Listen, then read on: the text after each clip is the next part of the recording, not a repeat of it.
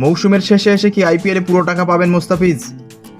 ধরে নেওয়া যাক পঞ্চম স্থানে থাকা দিল্লি ক্যাপিটালসের হয়ে কেবল 3 ম্যাচই খেলার সুযোগ পাচ্ছেন মুস্তাফিজুর রহমান। সেক্ষেত্রে কি চুক্তির পুরো 6 কোটি রুপি পাচ্ছেন মুস্তাফিজুর রহমান?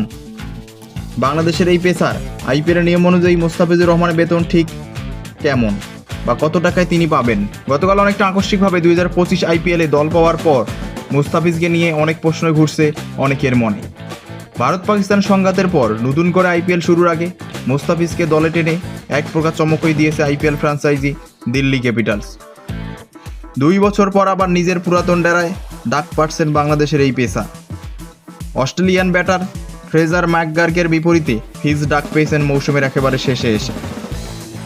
এই মুহূর্তে আইপিএলের লিগ পর্বে দিল্লি ক্যাপিটালসের বাকি আছে আর মোটে 3 ম্যাচ, আর প্লে অফে যেতে পারলে সেই ম্যাচের সংখ্যা বাড়বে। এমন অবস্থায় চুক্তির 6 কোটি রুপি কি পুরোপুরি পাচ্ছে ফিজ? আইপিএলের নিয়ম কি বলে? উত্তর খুঁজতে গিয়ে কিছুটা হতাশই হবেন ফিজ ভক্তরা।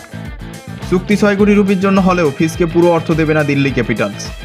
আইপিএলে বেতনাদি সংক্রান্ত নিয়ম থেকে জানা যায়, কেবল যে কিছু ম্যাচ বাকি আছে দিল্লি ক্যাপিটালসের সেটারই আনুপাতিক হারে বেতন পাবেন মুস্তাফিজ। আইপিএল নীতিমালা ধারা 6.6 অনুসারে কোনো বদলি খেলোয়াড়ের ফি মূল খেলোয়াড়ের চুক্তির চেয়ে বেশি হতে পারে না, এবং যতগুলো ম্যাচ তার যোগদানের আগে হয়ে গেছে সেই অনুপাতে তার ফি কেটে রাখা হবে। উল্লেখ্য, পুরো অর্থ না পেলেও আইপিএলে বাংলাদেশের সাপেক্ষে বেশ একটা রেকর্ডের জন্ম দিয়েছে মুস্তাফিজ। ফ্র্যাঞ্চাইজি এই লিগে বাংলাদেশিদের মধ্যে এখন পর্যন্ত সর্বোচ্চ পারিশ্রমিক প্রাপ্ত ক্রিকেটার হলেন এই টাইগার পেসার। শেষ পর্যন্ত অবশ্য মুস্তাফিজ আইপিএল খেলতে যাচ্ছেন কিনা সেটাও এখন বড় প্রশ্ন। গতকাল রাত পর্যন্ত টাইগার এই পেসার টুর্নামেন্টে খেলার জন্য ছাড়পত্র বা এনওসির জন্য আবেদন করেননি বলে জানা গেছে। গতকাল সন্ধ্যায় ঢাকা পোস্টকে বিসিবির ক্রিকেট অপারেশন ইনচার্জ শাহরিয়ার নাফিস বলেন, এখনও পর্যন্ত এই বিষয়ে কোনো কিছু জানা যায়নি। মুস্তাফিজ এনওসির জন্য আবেদন করেনি, যেহেতু দিল্লি তাদের পেজে জানিয়েছে হয়তো খেলোয়াড়দের সাথে তারা আগেভাগেই কথা বলে রেখেছে। ছাড়পত্রের আবেদন পেলে সেটি বিবেচনা করে সিদ্ধান্ত জানানো হবে বলে জানায় বোর্ড। তো আপনাদের কি মনে হয়, মুস্তাফিজ কি খেলতে যাবেন আইপিএলে?